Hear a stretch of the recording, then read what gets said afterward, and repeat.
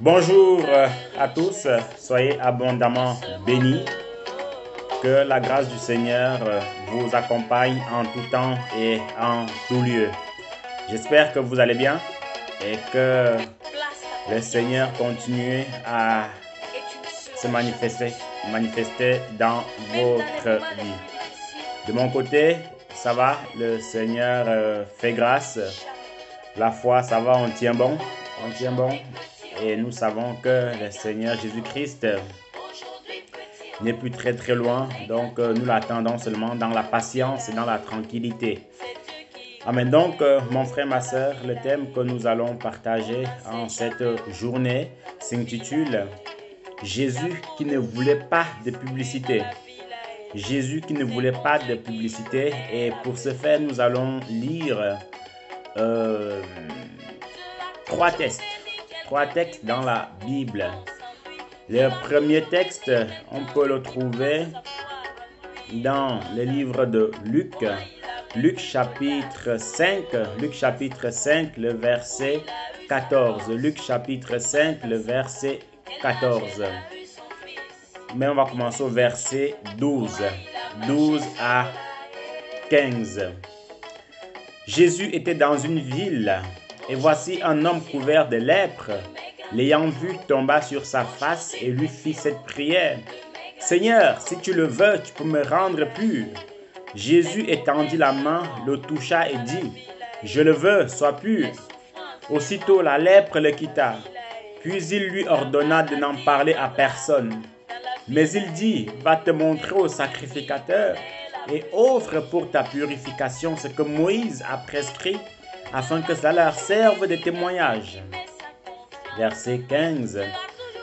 Sa renommée se répandait de plus en plus et les gens venaient en foule pour l'entendre et pour être guéris de leur maladie. Et lui, il se retirait dans le désert et priait. Matthieu chapitre 8, le verset 1 au verset 4. Matthieu chapitre 8, le verset 1 au verset 4. Guérison dans l'épreuve. Et quand il fut descendu de la montagne, de grandes troupes le suivirent.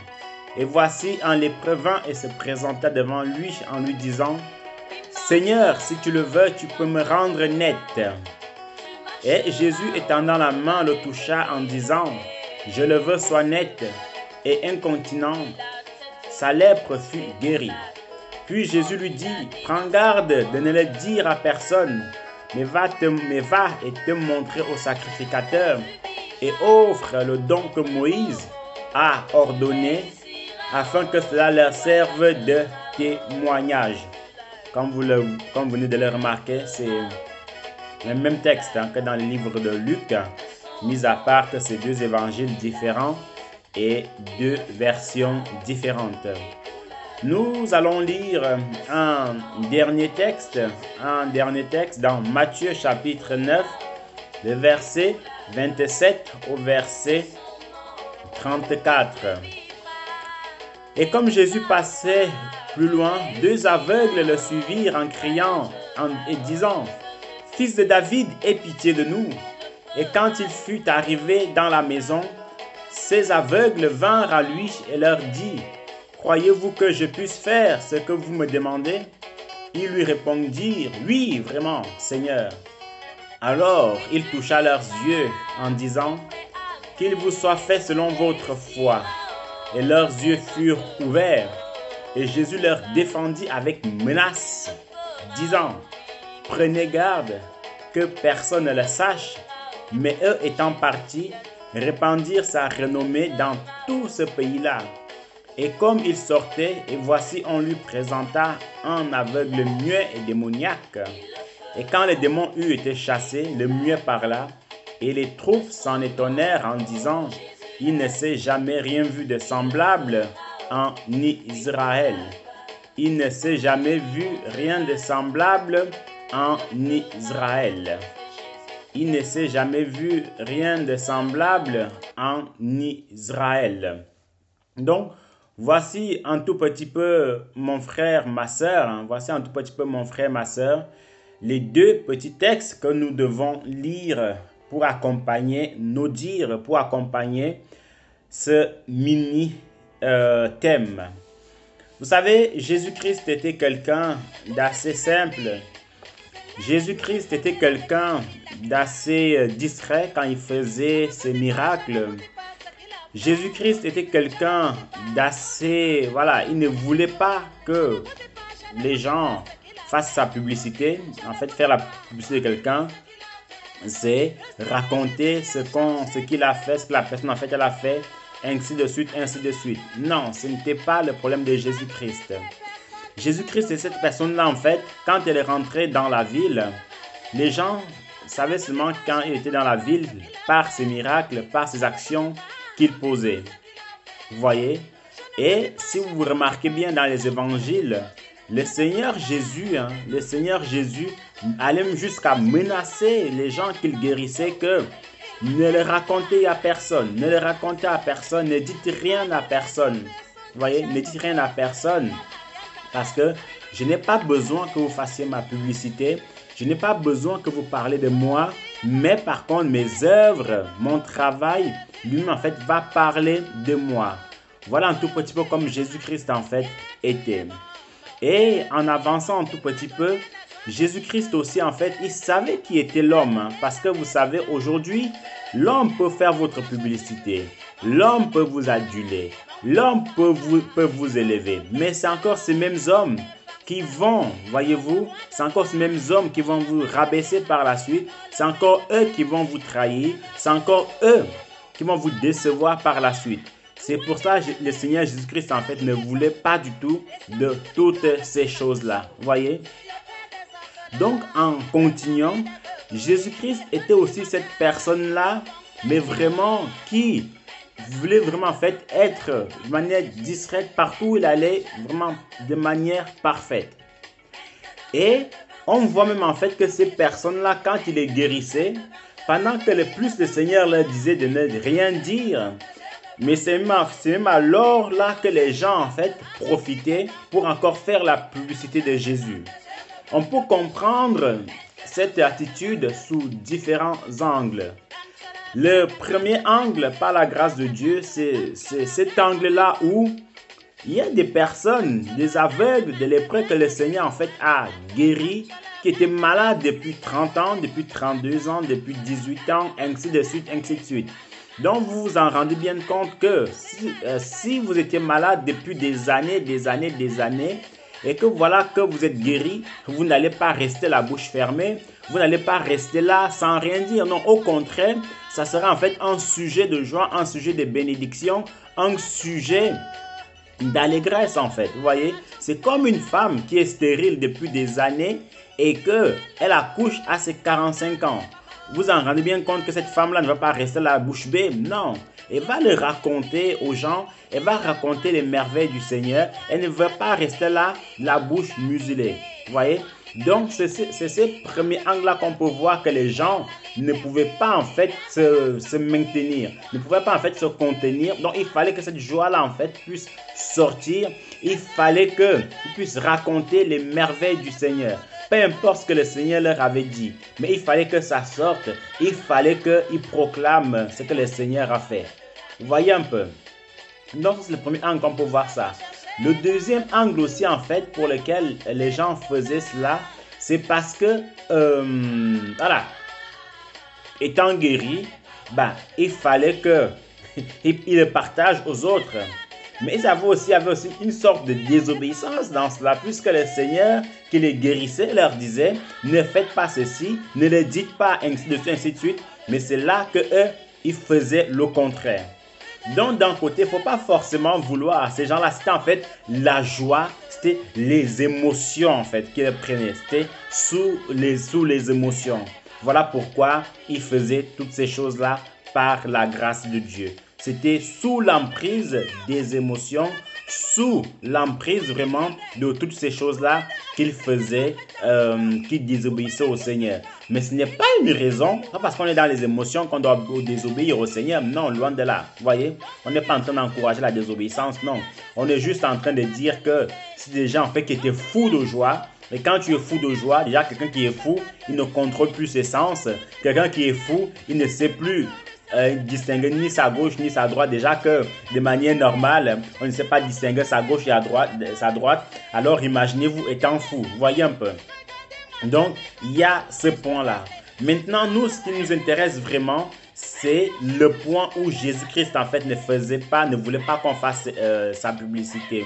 Le point où le Seigneur Jésus-Christ voulait être le plus simple possible. Pourquoi? Parce que aujourd'hui, mon frère, ma soeur, il y a beaucoup de serviteurs. Il y en a qui le font exprès. Il y en a d'autres, en fait, qui le font de manière inconsciente. Il y a beaucoup de serviteurs de Dieu aujourd'hui. Ils font leur propre publicité. Ils font leur propre publicité. Ils font la publicité de leurs miracles, de leurs guérisons, de toutes ces choses-là. Le peuple de Dieu n'en a pas besoin. Vous voyez? Surtout en fait ce qui se passe en Afrique, quand il y a une campagne d'évangélisation, quand il y a des baptêmes et tout ça ou des miracles, vous voyez toujours des grandes affiches. Avec l'homme de Dieu affiché, et pour faire semblant, il a la Bible à main, ainsi de suite, ainsi de suite. Après, venez voir la puissance de Dieu, guérison, miracle, ainsi de suite, ainsi de suite. Mon frère, ma soeur, en tant que serviteur du Seigneur, ce sont des choses qui ne sont pas bonnes du tout. Ce sont des choses en fait que nous devons complètement éviter en tant que serviteur de Dieu. Pourquoi? Parce que quand tu mets guérison et miracle, donc ça veut dire c'est toi qui fais les miracles. Donc ça veut dire que tu sais déjà que le Seigneur va faire des miracles. Certes, on ne refuse pas que le Seigneur peut faire des miracles, c'est pas ça le problème. Mais si déjà tu dis que le Seigneur va faire des miracles, tu es déjà en train de dire que voilà, le Seigneur n'a pas d'autre choix que de faire des miracles. Vous voyez? Et ce n'est pas bon. Lors de telle campagne d'évangélisation, il faut plutôt dire que voilà, campagne d'évangélisation et point à la ligne. Tu mets peut-être le thème ou le titre, ainsi de suite, ainsi de suite.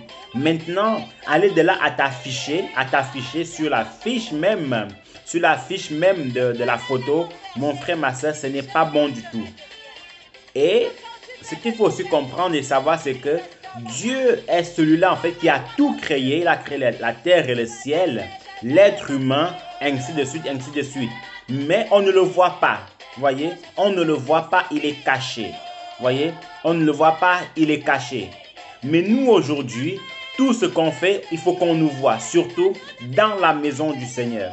Mais bien évidemment, il y a des choses quand le Seigneur bénit, il faut dire que le Seigneur a béni. Il y a des choses aussi en fait qui ne peuvent pas rester là de manière physique. Non, il faut les montrer. Par exemple, quelqu'un qui construit en fait, je sais pas, une église pour la gloire du Seigneur. On peut, voilà, lors de la messe, filmer l'église, filmer le culte, il n'y a pas de souci par rapport à cela. Mais il y a des choses, en fait, on n'a pas besoin de les montrer. Il y a des choses, en fait, ça doit rester discret. Donc, c'est un grand défaut aujourd'hui des hommes de Dieu où, en fait, on s'affiche. Il faut éviter autant que possible de s'afficher. Et c'est aussi un défaut, en fait, de vouloir raconter ou de dire sur les affiches que affiche, miracle, guérison, puissant, puis venez voir la puissance de Dieu à l'œuvre. Non, non, non. Ce qu'il faut plutôt faire, c'est que organisons en fait nos campagnes d'évangélisation, organisons en fait ce que nous avons organisé et durant le culte, durant en fait ce moment-là, le Seigneur se manifestera tout simplement. Le Seigneur lui-même se manifestera et il y aura des choses grandioses. Il y aura en fait des choses énormes tout simplement. Vous voyez? Maintenant, aller de là à commencer à raconter ceci, cela, non. Et c'est ce que le Seigneur Jésus-Christ, en fait, dans ce qu'on a lu, condamné. Il ne voulait pas que les gens racontent ces miracles. Il ne voulait pas que les gens racontent, en fait, ce qu'il a fait. Vous voyez? Il ne voulait pas de toutes ces choses-là. Il ne voulait pas vraiment de toutes ces choses-là. Alors, si le maître lui-même, en fait, ne voulait pas de ces choses-là, pourquoi nous, qui sommes ses élèves, voulons en fait faire ce que le Seigneur a condamné? C'est pour cela, je dis, par la grâce de Dieu, c'est que il y a beaucoup de faux, il y a beaucoup de faux dans la maison du Seigneur, il y a beaucoup de loups dans la bergerie, comme nous le savons. Donc, faisons attention. Un véritable serviteur de Dieu n'a pas besoin de faire sa publicité. Un véritable serviteur de Dieu n'a pas besoin de raconter qu'il y aura des miracles, il y aura des guérisons, il y aura ceci, il y aura cela. Non, mon frère, ma soeur, fais juste ce que tu as fait, organise seulement ce que tu as organisé et point à la ligne. Vous voyez, c'est écrit. Aujourd'hui, il y en a même en fait qui vendent les miracles, qui vendent les guérisons. Et c'est pas bon. C'est pas du tout bon. Il faut être simple comme le Seigneur Jésus-Christ. Il faut être discret comme le Seigneur Jésus-Christ. Et c'est là qu'on sera béni. Et même très souvent, malheureusement, qu'est-ce qui se passe souvent? Quand ces gens-là, ces personnes-là, mettent guérison, miracle, puissance de Dieu, venez voir et tout ça, le Seigneur les surprend souvent en disant qu'aujourd'hui, il n'y aura rien du tout, il n'y aura rien du tout, aucun miracle, aucune guérison. Qu'est-ce qu'on fait? Aucun miracle, aucune guérison. Vous voyez un peu? Donc, faisons vraiment par la grâce de Dieu attention à toutes ces choses-là. Parfois, on peut croire bien faire. On peut croire bien faire, mais mon frère, ma soeur, si le Seigneur condamne cela, si le Seigneur dit de ne pas faire, alors tout simplement ne le faisons pas. Ce n'est pas très compliqué. Donc, pour résumer ce court enseignement, pour résumer cette courte exhortation, mon frère, ma soeur, en tant que serviteur de Dieu, nous devons autant que possible éviter de faire notre publicité. Quand je parle de publicité, c'est on met une grande affiche où on met l'homme de Dieu sur l'affiche, avec la Bible à la main, on met les titres comme puissante guérison, puissant témoignage, puissant miracle. Non, parce que tu ne sais pas si le Seigneur a fait des miracles, ça fait des guérisons, si vous opérez des miracles, si vous opérez des guérisons là-dedans. Tu ne sais pas. Maintenant, si tu le fais, ça veut dire que peut-être que tu es Dieu, ou peut-être tu connais un autre Dieu que tu sais qu'il va venir t'aider. Vous voyez? Peut-être tu connais, tu es parti prendre des potions magiques, tu es parti prendre, faire allégeance à Satan, et tu sais que, voilà, quand tu vas faire ton mouchoir comme ça, les gens vont tomber, et tu sais que quand tu vas boire, tu vas enterrer les enfants, les nouveaux-nés sous l'autel, il y aura des choses qui vont se passer. Peut-être, donc tu es sûr de toi. Mais un véritable serviteur de Dieu, certes, on ne refuse pas qu'un véritable serviteur de Dieu, connaissant sa relation avec le Seigneur, il sait que le Seigneur peut agir. Ça, on ne refuse pas. Mais le Seigneur Jésus-Christ, en fait, a toujours condamné ces choses-là. Donc, ne pas éviter de s'afficher le maximum possible sur les affiches de campagne d'évangélisation. Évitez de mettre des titres puissante guérison, puissant miracle et puissant témoignage. Non. Fais juste une affiche normale, tranquille. Et le jour J, commence à prêcher. Le jour J, commence à enseigner. Et le Seigneur se manifestera. Le Saint-Esprit viendra et il opérera des miracles tout simplement. Vous voyez un peu? Donc c'est ça en fait qu'il faut retenir. Évitez de vouloir faire sa propre publicité. Évitons de nous afficher. Le Seigneur, jusqu'à présent, on n'a jamais vu la photo de Jésus sur la Bible. Jusqu'à présent, de Genèse à Apocalypse, on n'a jamais vu où le Seigneur, en fait, autorise cela. Non. Et les quelques fois que le Seigneur disait que allez vous montrer aux principaux sacrificateurs et montrez-leur ce que le Seigneur a fait pour vous. C'est pour leur faire comprendre que Dieu agit jusqu'à présent. Vous voyez? Mais ce n'était pas pour faire sa publicité. Donc, évitons de faire notre propre publicité. Évitons, par la grâce de Dieu, de donner des ordres au Seigneur en disant qu'il y aura des miracles, il y aura des guérisons, il y aura ceci, il y aura cela. Non. Seul Dieu sait s'il y aura des miracles. Seul Dieu sait s'il y aura des guérisons. Seul Dieu sait s'il y aura de puissantes révélations. Tout ce que nous on sait, c'est que par sa grâce, il y aura ce moment-là. Et puis voilà. Donc, soyez abondamment bénis, frères et sœurs. Que la grâce du Seigneur puisse continuer à luire dans votre vie Maintenant, ceux qui le font sans faire exprès, ça peut arriver. Mais comprenons aujourd'hui que si on le faisait dans l'ignorance, maintenant que le Seigneur nous a ouvert l'esprit, le Seigneur nous a montré avec l'huile de la pluie que le Seigneur a condamné cela, il ne faut plus le faire. Maintenant, si on continue à le faire, c'est qu'on va à l'encontre de la parole du Seigneur, c'est qu'il y a un problème de spiritualité là-dedans. Donc, bonne journée à vous et on se dit à très bientôt. Bye bye.